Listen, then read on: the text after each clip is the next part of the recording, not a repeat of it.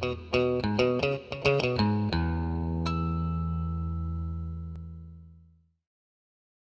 and Gasket. On this video we're going to be changing out the valve cover gaskets on this 2001 Toyota Camry with the 3-liter engine. Now this one up front here, probably not too hard to get to. The one in the back, as you can see, you have to pull all that stuff off. So we're going to get started here in a minute and we'll show you what to do first. So the first thing we're going to do here is we're going to take out these ignition coils. Now this is a wasted spark engine. What that means is there's an electrical signal coming in here that fires these ignition coils. It fires this plug down here, but it also simultaneously fires another plug that's located on the other side of the engine. Now that particular cylinder is 360 degrees out of phase with this one. In other words, when this one's on the compression stroke, the other one's on its exhaust stroke, such that the spark is called wasted because it doesn't do anything when it's on the exhaust stroke. It only works when it's on the compression, and then right before top dead center it ignites. So we're going to take these coils out, but first we're going to remove this cover. So I'm going to take the cover off and we'll see what's underneath. To remove this cover, it has 2 screws in it, so you're going to use a hexagonal stick wrench, or in other words, a metric Allen wrench, 5 millimeters to be exact. And you're going to take out these 2 screws. Now they're captive, so they shouldn't fall out of the cover, although the piece that goes underneath, the PIM nut, it sometimes wants to come out. So you have to be careful and watch out for that. So I'll take the cover off and then we'll come back. Okay, you're going to pull off these spark plug wires, and to do that you're going to have to take a screwdriver and just carefully go underneath the tab here and pull it so you can pull this up. And then to get these connectors loose, you just push down on the tab and pull it back. And I would really recommend, if you can, to replace these because they're old and they're not very expensive.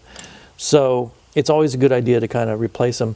Then to pull out the coil pack, you take out the 10 millimeter bolt that goes in there, and it should just pull straight up.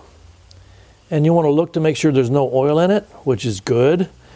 That would mean that the rocker cover was leaking in here. So this one's good. So we're going to pull all those out. In order to pull this valve cover off, one of the things you need to do is drain the radiator fluid, which we're doing right now.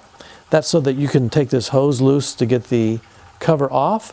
But you're going to need to do it anyway, because if you're doing the back valve cover, there's some coolant lines that go through the throttle body over here.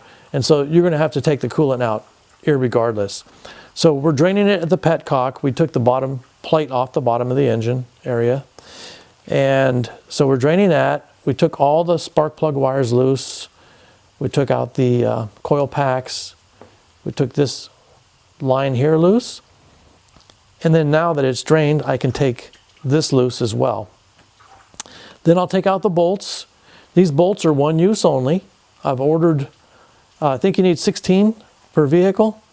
I've ordered 20, so I have extras, but once these crush washers are crushed down to the right torque, they're not supposed to be retorqued, and they also have a bolt stop on them, so sometimes people torque them too tight and they snap them off, or they end up tightening them too much and they cause little micro cracks along the head, the cover. So we want to try to avoid all that. Also, you need to take all these electrical items loose, move them out of the way so you can pull this cover off. So next thing we're going to do is take these bolts out, take this hose here off, and then we will pull this cover. And so we're going to, like I say, take the bolts out and we'll come back and show you that. So we've pulled the valve cover off. One thing I wanted to mention is before you do this job, you're going to need to order some Toyota Seal Packing 103 FIPG. It's sort of a room temperature vulcanizing type material that's for higher heat. It's Toyota part number 00295-00103. And we'll give you a link to a Toyota dealer where you can buy that. You'll also need the bolts, and I'll give you the part number for those once we get this all cleaned up. So what we're going to do now is we're going to clean this whole surface up really well, and where it's got a little bit of seal packing material. We'll come in here and we'll take a razor blade and clean that up really well. We'll clean this side. We have a brand new gasket to go on.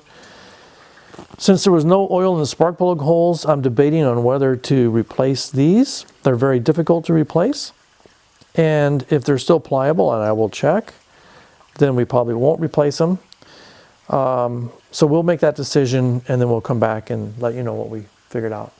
So I've put some of the sealant around here, and I've actually gone all the way up here. First of all, you have to put it around these two end pieces and also this piece down here, and you have to put some blobs here and here, here, here, here, and here. But I also went around it because I've read on the forums that you need to put a little bit extra, and this sets up pretty quick, so it's time for me to put it together. I have a brand new gasket on here that I've put on. So I'm going to carefully lift this into place, and then I'm going to come right back. All right, so I put 8 bolts in. These are Toyota part number 90080-10288. They get 6 foot-pounds of torque, which is pretty low. So we're going to do a crisscross pattern and torque them up very slowly and evenly till they get to 6 foot-pounds, and we're going to stop right there, and that should be good enough. So we're going to get that done, and then we'll come back. So I got all these torqued down, and what's interesting is they actually bottom out, and then you torque them to 6 foot-pounds. So you, again, torque them in a pattern, and you just go a little bit at a time, and it takes probably 15 or 20 iterations to get them all tightened down. And once they're snug down, these wavy washers that are built in on the brand new bolt is supposed to hold this down properly. So now I'm ready to reinstall these right here. So I'm going to take some of this Mission Automotive silicone paste and put it here and around here a little bit, just a very, very thin coating so that it easily slides over the spark plug. So I'm going to get that done and I'll be right back. We have the coil packs put back in, and now we can reconnect this and reconnect the hose over here. We can do that for sure anyway. And reconnect the plug wires, except we're actually going to do the rear. So we're going to have to pull a lot of this stuff off, including this whole assembly here. So we're not going to reconnect all this wiring because we're going to have to pull it out and replace the spark plug wires, for example. So that's really all there is to replacing the front gasket. Very easy. This took an hour and a half. This job's easy. It's the rear one that's going to be so tough. So that's going to be another video. Thanks for watching. Tschüss.